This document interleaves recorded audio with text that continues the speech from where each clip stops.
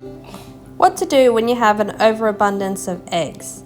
I have way more chicken eggs than duck eggs. However, I do have way too many duck eggs, and nothing, and I mean nothing, beats the creaminess and moisture that duck eggs bring to baking. So I thought I'd show you one of my favorite banana bread recipes.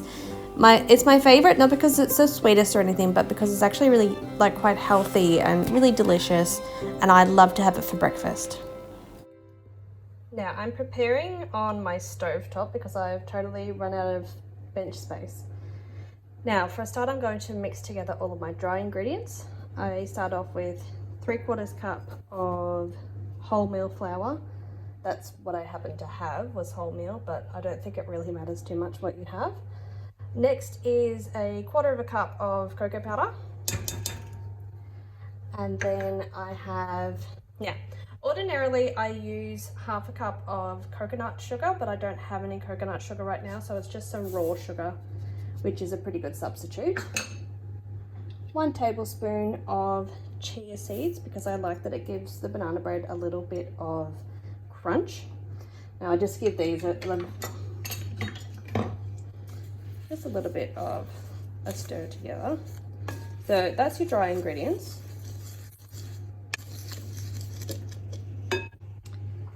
So I have forgotten I need a teaspoon of baking powder.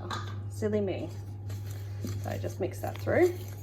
It won't rise at all in the oven if you don't put in a little bit of baking powder. So that's 1 teaspoon. Next I'm working on the wet ingredients. So here I have 2 duck eggs, and as I've just told you, they are quite yellow in colour. And if you look closely, you might see there is a bullseye in this egg. Oh, it's not quite a bullseye yet, so it means the egg is almost fertile. Ducks have only recently started laying again, but they may not be completely fertile just yet. That's fine, I don't want ducklings just yet anyway. Now I put in 3 small bananas. I wait for them to go overripe, and then I make banana bread. That's what everybody does. I mash them with a fork. I don't blend them. Why do I do that?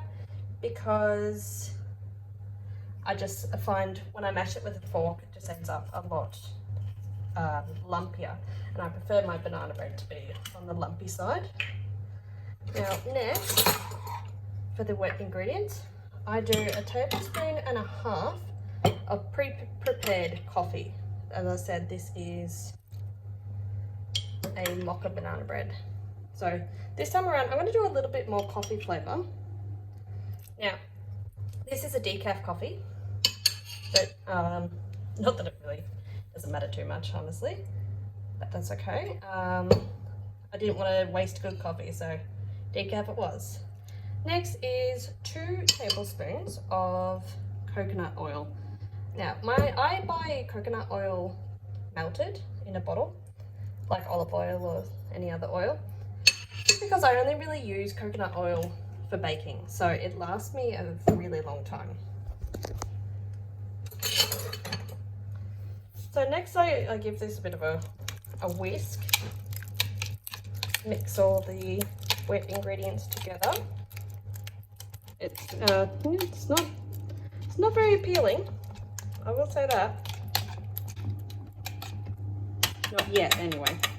But wait until, if you give this recipe a try, and I highly recommend it, but if you do give it a try, please be sure to set the oven, preheat the oven to 180 ahead of time, which I've done. And there are a few tricks when it comes to mixing wet ingredients and dry.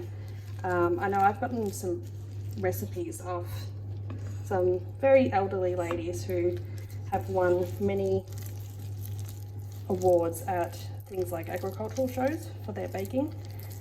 But I'll show you that if I ever make a sponge cake to show you, I'll show you some of those secrets. Next I prepare my loaf pan.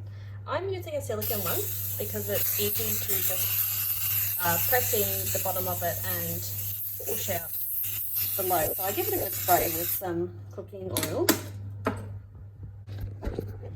So I've poured in my batter, and it's not very high because it will rise a little bit in the oven. Now it's not a very tall cake, it's not something that's going to rise terribly far. You just cut it into short little pieces basically.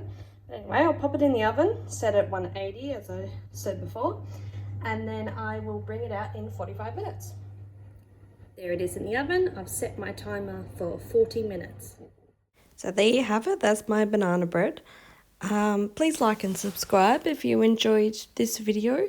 And please let me know if you'd like me to continue making baking videos using my poultry eggs. I make a really mean sponge cake that I would love to share with you. See you next time.